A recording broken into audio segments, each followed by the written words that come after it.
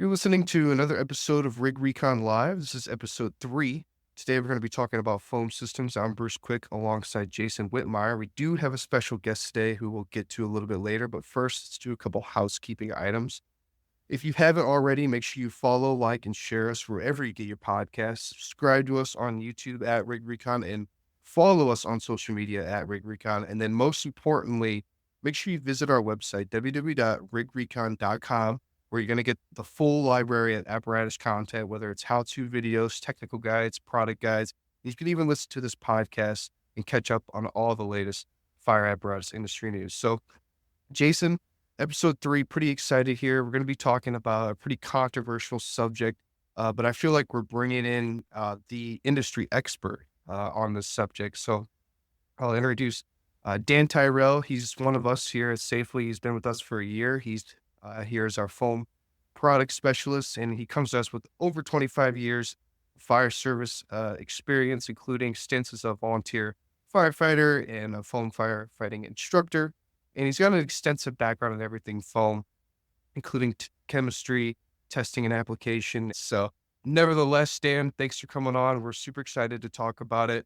Being the industry expert of foam, just give us an overview of what's happening in the fire industry right now. There seems to be a lot of controversy. People are seeing this stuff all over TV. There may be fear about it. So just kind of give us a general overview, and I think we can go from there. Well, good morning, Bruce, and good morning, Jason. Yes, there is a tremendous amount of controversy on the Class B side of foam. Foam was kind of taking a black eye due to groundwater contamination around areas where Class B foam was discharged on a daily basis, such as military bases and foam firefighting training centers. Over a period of decades, the older Class B foams containing PFAS, perfluoroalkyl substances, has been accumulating in the ground at every airport in the United States.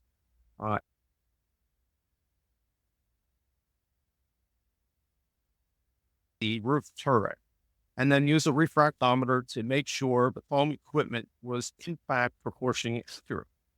So if you do that every shift change, so once a day at least, for 40 years, something's going to accumulate in the environment. So the water wells around these areas have been tested, for contamination, not only for PFAS. That's not what they were looking for. They were just looking for general contamination with carcinogens and things that make people sick. The method of detection, as of 10 years ago, was only in parts per billion. So it was almost undetectable in these water wells. The technology has come forward, and now they can detect PFAS levels and contamination levels in parts per trillion. 70 parts per trillion is a trigger for an environmental problem, deeming drinking water unsafe.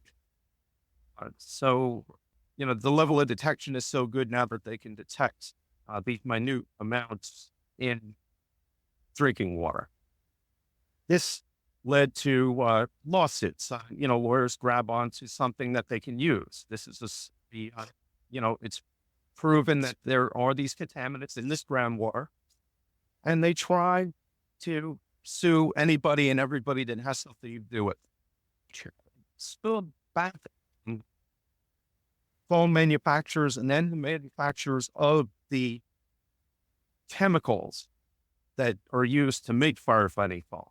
So they kind of backed off the foam manufacturers and went after companies such as 3M, which, by the way, stopped producing foam in 2002 because they knew there was a problem with their electrochemical process in making firefighting foam chemistry. There's PFAS in other products as well. That's one of the things I was going to ask you, Dan, is we hear all about this. Oh, it's foam, and it's the PFAS in the foam. What else has PFAS in it? Okay. Pretty much there are over 1,100 varieties of PFAS in different things. Non-stick cookware, Teflon, is made with a pre-PFAS process.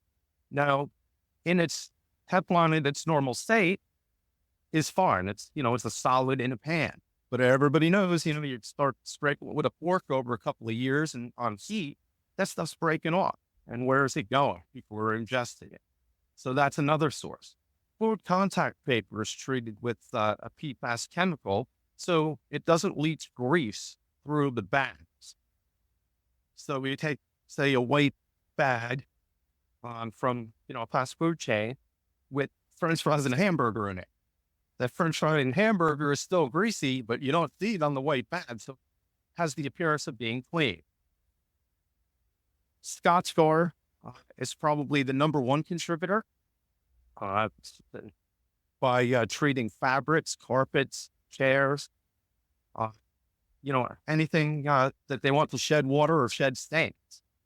So your skin is in direct contact with those chemicals. You're ingesting it through non-stick cookware and food contact. Newspaper ink had PFAS in it for high-speed printing. It would allow the coefficient of spread for the ink to go on the paper faster. So they could run 1,000 papers an hour instead of, 500. It would double their time. So firefighting foam. So Dan, the moral of the story is I shouldn't eat the wrapper on the hamburger. Shouldn't eat the wrapper, or don't eat the cheese off the wrapper. That's the moral of the story. I think pull the PFAS right out of it. Dan, I want to be real clear about we see the lawsuits. Witmier Quick Tyrrell lawsuit or law firm is online saying, "Hey, join our class action." Something to be clear about. This is Class B foam. And we're going to talk about Class A and Class B foam. I think one thing for our audience, does this lawsuit affect Class A foam at all? This lawsuit does not affect Class A foam at all. Class A foam is essentially like dish soap, to oversimplify it. All it does is either emulsify hydrocarbons or lower the surface tension of water. So anything that would normally absorb water will absorb more of it and hold on to it. Or you can use it as a pre-treatment on brush and dwellings and stuff where there's wildfires running through. It'll take longer for the water to boil out of those exposures before it catches on fire. But yes, Class A foam has never had any PFAS in it. Still doesn't. It's still essentially just soap. So how about today's, so the Class B that had the PFAS in it, we're not going to dive in deep on how each state's handling it, because I understand each state's handling different, how you dispose of it. And that could be a whole podcast in and of itself with more experts. But if I'm a fire company, and let's just assume I got rid of my old Class B foam, what's out there for me today? Okay.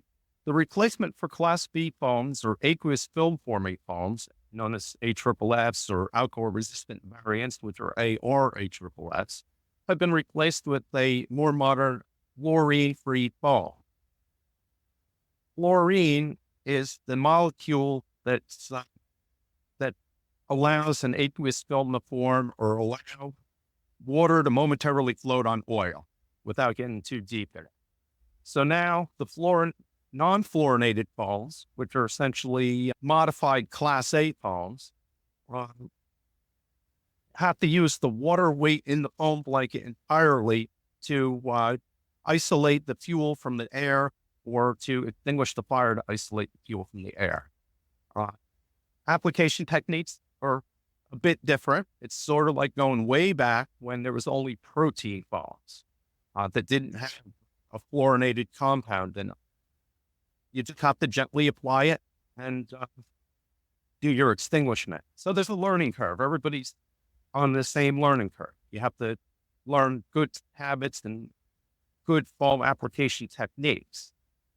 There have been several successful extinguishments of road tanker fires using non-fluorinated foams, all caught on video. The first one that I know of was in Troy, Michigan. A dash cam captured a tanker that hit a median. The tanker lit up.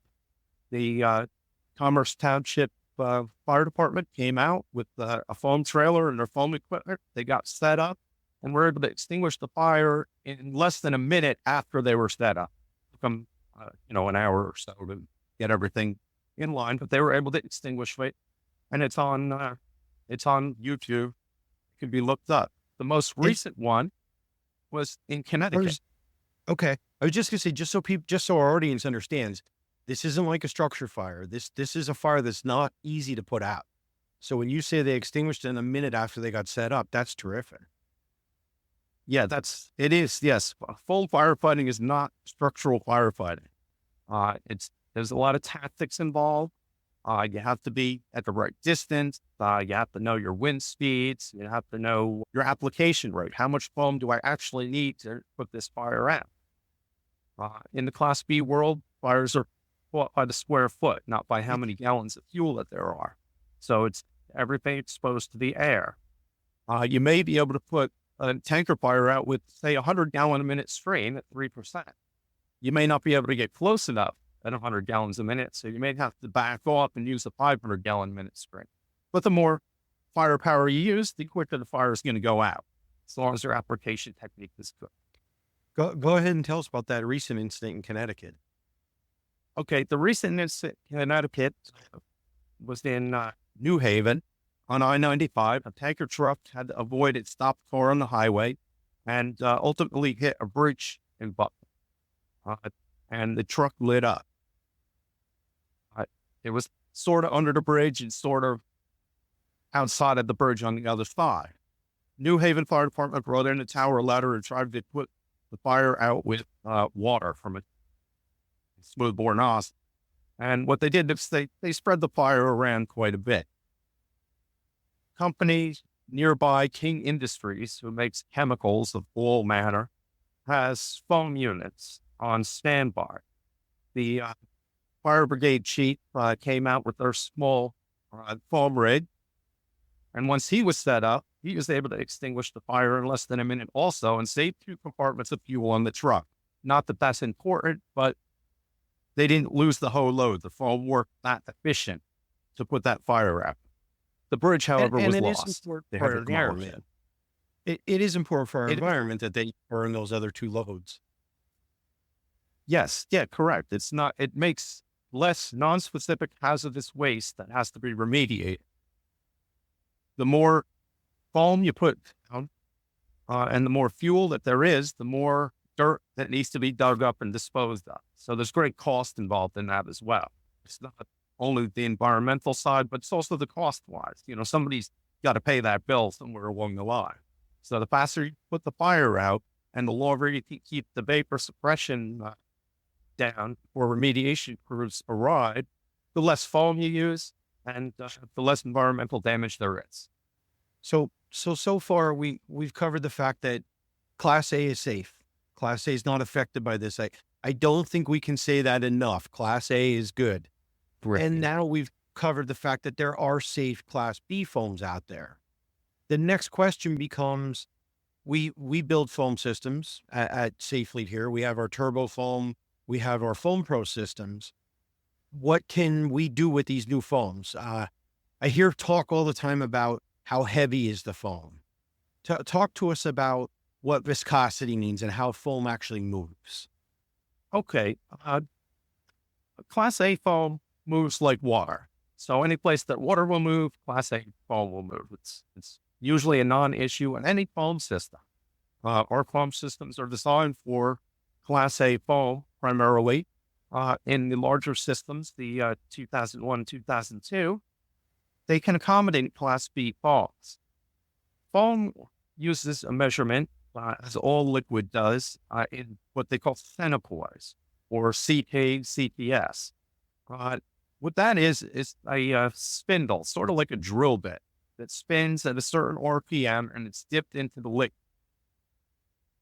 The machine that measures viscosity is called a viscometer, a Brookfield viscometer, and then there's other viscometers out there, but Brookfield is the common industry accepted viscometer. When that drill bit is dipped into the liquid, it has resistance or torque. and you get a reading on your viscometer. Generally, you would spin the bit or the spindle at about 30 RPMs, and it gives you the torque it takes to break that liquid loose. This is used in firefighting foam and the food service industry. All liquids can be measured with this machine. The highest centipoise foams, PFAS foams, were about 2,500 centipoise, with one being in the 4,000 range. The one that's about 4,000 centipoise, that's a systems foam. That's entirely different from, what the systems that we make for mobile apparatus are. So say 2,500 centipoise is probably the worst it got from 2003 to 2018. The new fluorine-free foams have varying degrees of thickness or viscosity. Fortunately for us, the viscosity went down on many of them. It's around 1,300 to 1,700 for most foams, for most alcohol-resistant fluorine-free foams. But there's some that run up to about a 5,000 centipoise range, which is also a systems foam. And it works fine in fixed systems, but it doesn't work well in mobile apparatus foams. Right. It doesn't like to move. With alcohol-resistant foams, they're known as thixotropic or non-Newtonian fluids, which mean they change viscosity with energy, sort of like ketchup. You squeeze the ketchup bottle, it comes out, it lands on your burger or your fries or your plate, and it thickens back up and it doesn't run. So it thins out. That's a non-Newtonian fluid. So the viscosity actually goes down. And that's what we call dynamic viscosity. Dynamic viscosity could bring something that's 2,500 centipoise down to 200, depending on how much energy is applied to. And when it stops, it thickens up. In the foam industry, this is known as shear. The faster the product moves, the thinner it gets. Usually it'll be moving through a foam system being injected at a high rate of speed, so it disperses in the water stream and makes a solution at an accurate rate. The same thing goes for a foam eductor. If you put the dip cube in thick liquid, it'll suck it up, it'll come out real thin, shear into the water, and proportion accurately.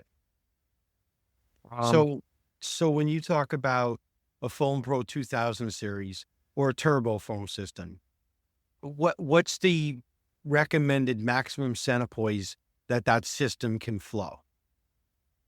We recommend that safely 2,000 centipoise max for turbo foam or 2001 or 2002. Or smallest. And for our audience, you can look up the centipoise on any foam you're purchasing, correct? It's commonly listed. Correct. It's on a data sheet. Okay. In most cases, the centipoise is listed at a Brookfield number 4 spindle at 30 RPMs. Sometimes they'll list it at a Brookfield number 4 spindle at 60 RPMs. 30 RPMs gives you, that's the number you're looking for the best shear. If you go to 60 RPMs with that same spindle, it doubles the centipoise. So it makes it appear that the foam's actually thicker than it is. Well, that's an important point. So it's just like lighting. We did our lighting webinar a few weeks ago, and we talked about raw lumens and effective lumens. So it's the same thing here. You can get confused easily. Exactly. And sometimes it's a shell game with, manufacturers, but usually there would be no reason why that shouldn't advertise their 30 RPM number, because that's going to give you the lowest number. But it's readily available on any foam data sheet. Sure. Yeah. Now there's, go ahead, Bruce. No, you finish. Okay. There's some Class A foams that are coming out today, not today, but in the last year, that are actually thick, and they present as almost like an alcohol-resistant foam, but they are not alcohol-resistant. It's just a Class A foam suspended in a thicker liquid. I've seen some upwards of 500 centipoise. Got some samples from some manufacturers and ran it through a viscometer. And, that's fine for pretty much any foam system on the market, like the turbo foam And the Foam Pro 2000 series, they can handle up to 2,000 centipoise. Or smaller units, the 1600 and 1501, can only handle about 400 centipoise because they don't have a lot of suction side energy to move the foam through the system. So they're really, truly a Class A system only. It's just fire beware. Just make sure that the viscosity isn't over 500 for a 1600. Great information. So Dan, we've talked like definitely deep in the weeds about foam and what's happening. It might seem to a fire department that foam is, I don't know how to explain it. Maybe it's overwhelming, or I just don't know a lot about it, so I don't want to mess with it. Talk about, we advertise here simply that it's easy, it's less training, it's cost effective when you have a foam system. Can you just highlight, why those points are true? Foam systems are very important because you don't have a high learning curve. It's pretty much press the button, turn the system on, proportioning rate, and you're going to get foam out of the nozzle. On the Class A side, you have a wide variety of proportioning rates from 1/10 of 1% to 1% to use the foam. Usually, the foam system is set at a default that, some officers or authority having jurisdiction has made an SOG saying we're going to go at 0.3% for our foam for our initial attacks and maybe bump it up to 0.5% for overhaul and 1% for exposure. But the average firefighter, especially in the volunteer world, that shows up at 3 o'clock in the morning and has sort of brush fire, pulls the truck up and they need to use foam, may not be the most experienced person out there, but they know put it in pump, press the button, and the nozzle operator is going to get foam out of that nozzle. And that could be with a Class A or Class B fire, and they just have to know the limitations of the system. Like, don't go after something that's too big with your Class B system. So you made a great point there. It's simple. It can be very easy to use, but one of the things you said, 3 a.m, I get it in pump, I flick the switch on, I've got foam. When I don't have foam, because that happens, can you explain a little bit what goes into the maintenance? What should our listeners be looking for? What should they be doing to the system to assure themselves that when they do flip that switch, they get foam? Foam systems need to be exercised regularly. I would recommend at least once a month turning the system on and making some foam with it. Every third drill night, maybe. You don't have to put a tremendous amount of foam down. If you're using Class A, there's no environmental issue at all. There's no environmental issue with the new non-fluorinated Class B foams. So long as you don't put too much down and draw attention to what you're doing. And it's always a good idea to have MSDF sheets for the foam that you're using in the rig, should somebody ask, for the general public. Headed off at the pass. Headed off at the pass. But it's very important to exercise the foam systems to move any, say, stale Class A foam through the short tube that runs from the tank to the foam pump. Keep everything kind of lubricated and make sure it operates properly. Say something happens, are they pretty easy to service? Yes, they're extremely easy to service. Most of the time, the system has some sort of diagnostic capability, and it'll kind of almost tell you what's wrong with it.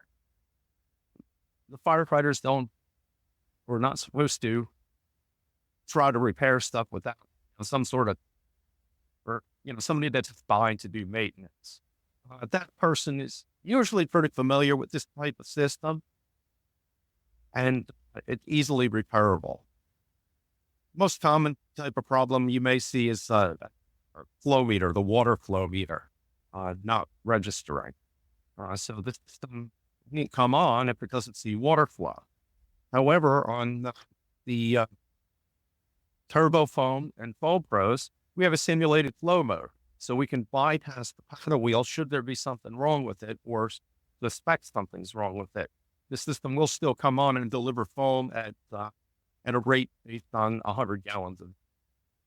Gotcha. And one of the things that I know I've encountered, and maybe you could talk about, all foam systems, correct me if I'm wrong, even Class A, I believe, should have a strainer on them, correct?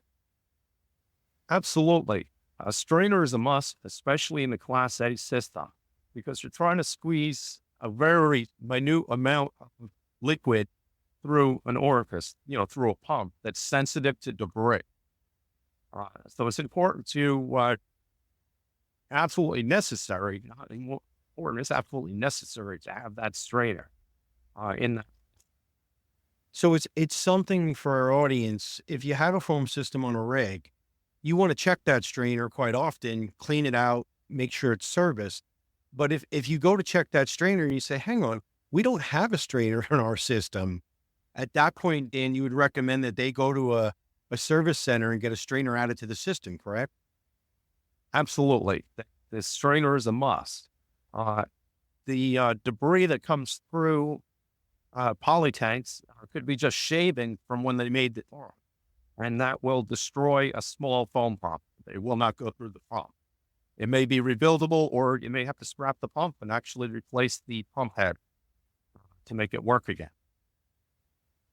So this is general. So I'm speccing a new apparatus, and I know that I need a foam system, but I don't know what foam system to get. Maybe, and I get it. It depends on your application, and it depends on the content that you're in. But maybe there's like 2 or 3 systems or top 2 systems you would recommend that will have you covered. Because there's some departments that, again, they might only use it once a year, right? Or they might be. It's a great question, Bruce. And I was just thinking about this, Dan. We can probably do a whole nother entire podcast on sizing a system. But I think Bruce is getting a great point. If you just wanted to give a customer a quick reference right now on maybe the top 3 things to consider when they're trying to spec a foam system for their rig. Okay. Well, your maximum flow output, how much solution do you want to make? How much foam does the system pump into the water stream? That would be the number one factor. Second would be you need a Class B component with it. Do you need an A-B system, a 2-tank system, or something that can pick up foam off board for Class B and Class A on board? Do you need it? That's the next question. Third is how much space do you have on the rig, or what's your budget? What's your budgetary constraints to get a foam system on board? I would say that would be my top 3. One of the things that we've been saying in these podcasts when we talk about apparatus is everything comes at a cost, and it's not just a dollar cost. Everything's affected on that rig. So like you're saying there, if I add a foam system, don't just look at that once in a generation fire and say, well, I need the biggest foam system ever made because it's going to increase wheelbase. It's going to increase the weight of the rig. You're going to need a bigger engine to drive it. You're going to need a bigger tank, which is going to increase the weight. So there's a lot of little factors that play in, correct? That is correct. There's a lot of factors in the design of getting a foam system on board. Everything adds cost to it. The bigger you go, the more expensive it's going to be. Or that's how it is in our industry. Everybody wants the biggest and baddest, but they don't always need the biggest and baddest. Sometimes they just need what works for them. Absolutely. Dan, biggest mistakes that you see when operating foam systems out in the field? When people are operating foam systems, generally they're pretty simple, so it's just an on-off type thing. Well, one thing would be to adjust proportioning ratio from the default setting. On the Class A side, it's not going to hurt much. If you're going to 0.3, you get kind of a brothy foam that breaks the surface tension and gets in between the carbon and allows things that normally absorb water to absorb more of it. Sometimes the operator wants to turn knobs and press buttons, and they do something to make the foam system, proportion rich. So say they're going at 1%, which also isn't a problem with Class A because it's all going to work out. Problem is, if you're at 1% and you only have a small foam cell, you're going to run out of foam before your job is done, or the fire is out, or whatever. Then you're left with water, which is fine. water works, foam works better. How about when you're finished, Dan? When you're done at the end of an incident, you flowed foam. Maybe as we start to wrap up here, talk about flushing the system. Okay. On smaller Class A systems, what you want to do is turn your foam system off and get the foam solution out of the lines, out of the hose. Because it does have, certain solvents and things in it. It may deteriorate the liner inside the hose, depending upon what type of hose it is. There's, 1,000 different hoses out. But it's important to flush out your hose and your discharges and your manifold to keep that clean. Some of the smaller foam systems don't have flush from tank to the foam pump. So it's usually left flooded with Class A foam, which isn't, most Class A foams are pretty benign as far as corrosion. I have noticed some foams, though, that have a fairly low pH, which is also on the data sheet. Low pH is in the acidic range, and it'll cause corrosion to a lot of materials of construction with foam systems, especially if there's any iron involved or non-stainless type plumbing or brass plumbing. You'll get corrosion. Also, if the system got flushed from tank through the pump, it would work, flawlessly pretty much every time in my. But those systems are designed to stay flooded with Class A foam. If you're using Class B foam, the system must be flushed, especially alcohol resistant foam. It starts breaking down kind of the minute it starts moving. So there's a plug of foam in that hose to the pump that needs to be flushed out, because that could potentially harden up, kind of like turn into a doughy substance, even though it's not contaminated with anything. And it may become very difficult for that system to move that little slug through. In Class B world, flushing is critical. Class A, not so much. Terrific. Yeah, exactly. So, as we finish up here, a little bit of a round table. Dan, Jason, any final comments, remarks about kind of what we talked about today? I think the biggest takeaways, right, is it's not Class A foam. We'll say that. And then if you're eating the cheese off of your burger wrapper, you might need to call for some help. You might be in trouble. Trouble. And wearing stain-free pants and reading a newspaper. That's right. That's right. But in all seriousness, again, foam is getting somewhat of a bad rap, and I think we've dispelled a lot of those myths today and kind of talked about what's happening in the industry. And then also we pivoted and talked about how foam systems are essentially plug and play, right? They are easy to a sense, as long as, again, what we talked about, you keep up the maintenance, you flush it after use. And it's just like anything. You maintenance it, it's going to last you a lifetime. Right. I'll open up the floor to Jason, Dan. Any final comments? If not, it's all good too. Dan, go ahead if you got anything final. All right. Yeah. And just reiterate what Bruce said about it's a lifetime component of an engine. There's some foam systems that have been around since the 80s that are still in service because they've been well maintained and used. The more use that they got, the longer they last. Like the ones that don't get used are much or at all are the ones that fail. Right. My only closing comment would be, number one, foam is safe. Today's new Class B foams are safe. Class A always has and remains to be safe. And don't shy away from it. Just because you've seen all these lawsuits out there, it's still a really good tool to have in your toolbox that can help you. If it's Class A, it can help you extinguish a structural fire faster, use less water, do less damage.